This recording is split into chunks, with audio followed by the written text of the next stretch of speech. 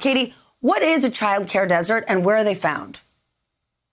So childcare deserts are areas of the country where there is not enough licensed childcare to meet the needs of young children birth to 5 in the community. And in the US, we don't have a meaningful investment in a public investment in childcare. So when parents in a particular community don't have the resources to pay for childcare and there's a lack of infrastructure, like in rural areas, we get childcare deserts.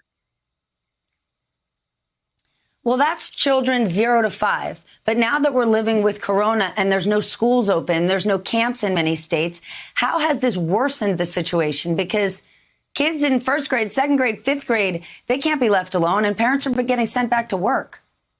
Right. So as states are starting to reopen or trying to reopen, we know that about a third of workers have children and they cannot go back to work without childcare.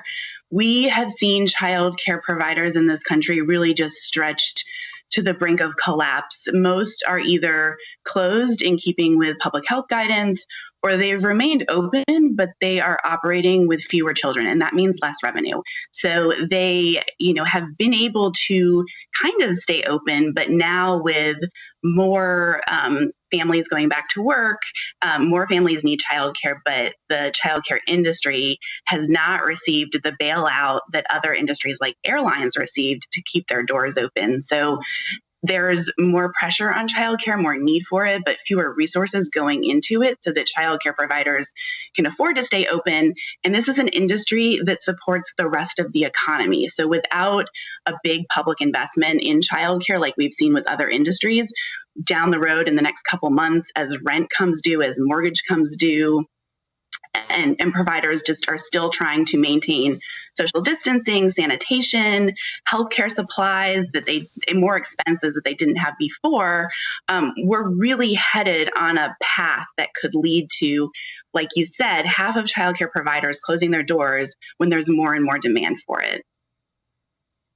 So there's more and more demand. Childcare providers aren't getting support. And to your very point, the airline industry is. So what can lawmakers do now? These are our children.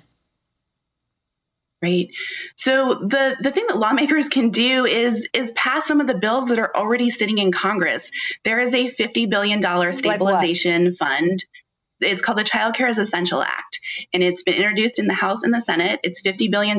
It would stabilize childcare, and it would get providers those resources that they need right now to pay their staff, pay their insurance, pay their mortgage and their rent, and keep their doors open. But we also need long-term reform. This was a crisis waiting to happen. We have had underinvestment in childcare for decades. We've had poverty wages for the people who do this work, who are primarily Black and Latinx women. We have had very limited quality options. Like you said, half of Americans already lived in a childcare desert. And we've had prices that are just unaffordable for many parents. We know that it's mostly higher income parents that can actually afford to send their child to a licensed program. So we need systemic and long-term investments in childcare so that next time there is an economic crisis or a health crisis that demands more of our childcare system, we actually have one in place that can support families and support children going forward. So this isn't a short-term problem, and it demands a longer-term solution as well. Hey there, I'm Chris Hayes from MSNBC. Thanks for watching MSNBC on YouTube. If you want to keep up to date with the videos we're putting out, you can click subscribe just below me or click over on this list to see lots of other great videos.